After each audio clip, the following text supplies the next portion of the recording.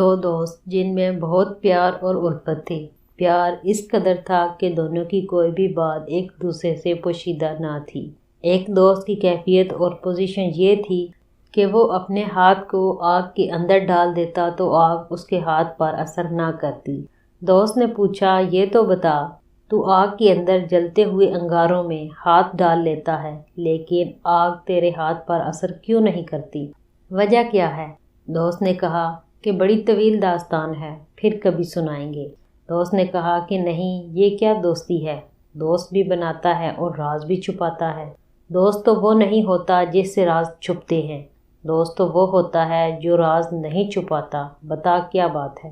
دوست کے اصرار پر اس نے کہا کہ دیکھ، تو جانتا ہے کہ میں مالدار ہوں، میرا باپ بھی مالدار تھا۔ میں نے جب جوانی کی دہلیز پر قدم رکھا، اللہ تعالیٰ نے مجھے حسن بھی دیا، طاقت اور قوت بھی دی۔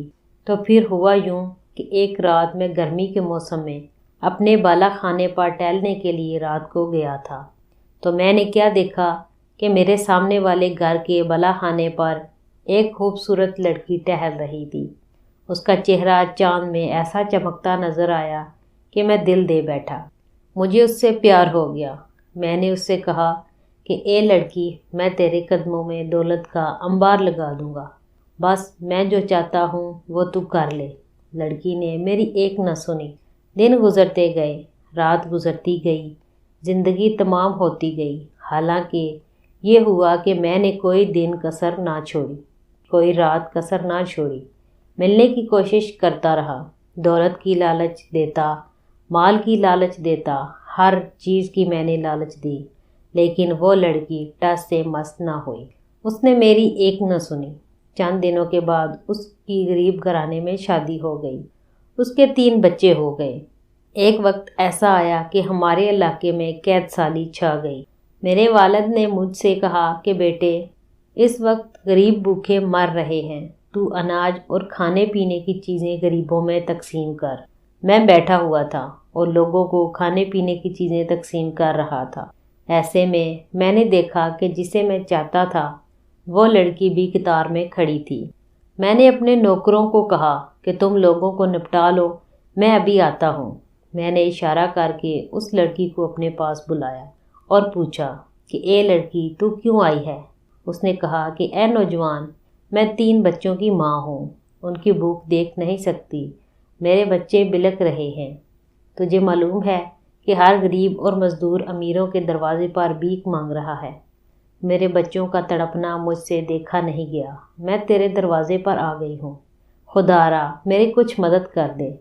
اس نوجوان نے کہا کہ میرے دل میں خیال آیا کہ آج یہ مجبور ہو کر آئی ہے، میں اس کی مجبوری کا بھرپور فائدہ اٹھاؤں گا۔ میں نے کہا کہ اے لڑکی، میں تیرے قدموں میں دولت کا انبار لگا دوں گا، میری ایک شرط ہے کہ تو میری اس خواہش کو پورا کر دے جو پہلے دن میں نے رکھی تھی۔ یعنی اس نوجوان نے اس لڑکی کو زنا کی دعوت دی، ورنہ سن لے، سب کو سب ملے گا اور تجھے کچھ نہیں ملے گا۔ اس لڑکی نے کہا کہ اللہ سے معافی مانگ، لذت کے لیے گناہ مت کر، لذت چلی جائے گی اور گناہ باقی رہے گا۔ اس نوجوان نے کہا کہ زنا کر یا پھر پلٹ جا۔ وہ پلٹی اور جب وہ واپس مڑی تو بچوں نے کہا کہ ماں بھوک لگی ہے۔ اس نے تسلی دی، پھر بچوں کی طرف دیکھ نہ سکی اور پھر پلٹی، پھر آئی تو کہا کہ خدا کے لیے رحم کر۔ نوجوان نے کہا کہ میری خواہش پوری کرو ورنہ تیری مدد نہیں کروں گا۔ جب پھر تیسری بار لوٹی تو بچوں نے کہا کہ ماں، یا تو ہمارے لیے کھانے کا انتظام کر یا پھر ہمارا گلا گھونٹ دے۔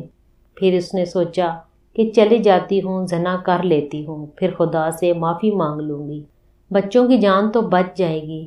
پھر وہ اس کے کمرے میں گئی اور کہا کہ خدا کے لیے رحم کر۔ نوجوان نے کہا، میں نے کہا کہ تو میری خواہش پوری کر دے، میں تیری خواہش پوری کر دوں گا۔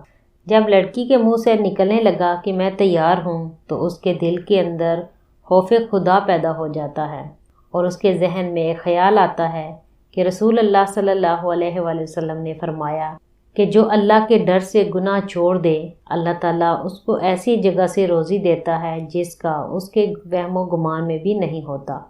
اس نے کہا کہ اے نوجوان سن لے، اپنے ایک ایک بچے کو تڑپ تڑپ کر مرتا تو دیکھ لوں گی، لیکن کبھی اپنے اللہ کی نافرمانی نہیں کروں گی، اور اب کی بار میں واپس نہیں آؤں گی۔ گھر جا کر بیٹوں سے کہا کہ صبر کرو، ابھی کھانا آ جائے گا۔ مصالحہ بچھا کر بیٹھ گئی اور اللہ تعالیٰ سے دعا کی کہ اے اللہ، تو نے چونچ دی ہے تو دانا بھی تو ہی دے گا۔ اے رب کریم، میرے بچوں کے لیے کھانے کا بندوبست کر دے۔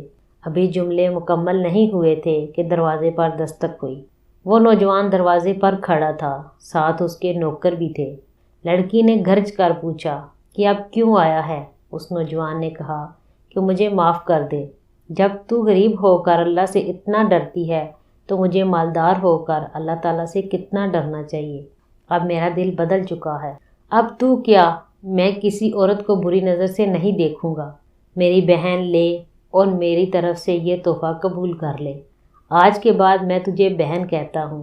لڑکی نے کہا کہ رک جا، پھر شکر کا سجدہ کیا اور دعا کی، اے اللہ، اگر یہ اپنے قول میں سچا ہے تو اس پر دنیا کی اور جہنم کی آگ حرام کر دے۔ وہ نوجوان اپنے دوست سے کہتا ہے کہ اللہ سے ڈرنے والی اس لڑکی کی دعا کا اثر ہے کہ میں دنیا کی آگ میں ہاتھ ڈالتا ہوں تو آگ میرے ہاتھ پر اثر نہیں کرتی۔ امید ہے کہ جہنم کی آگ بھی مجھ پر اثر نہیں کرے گی۔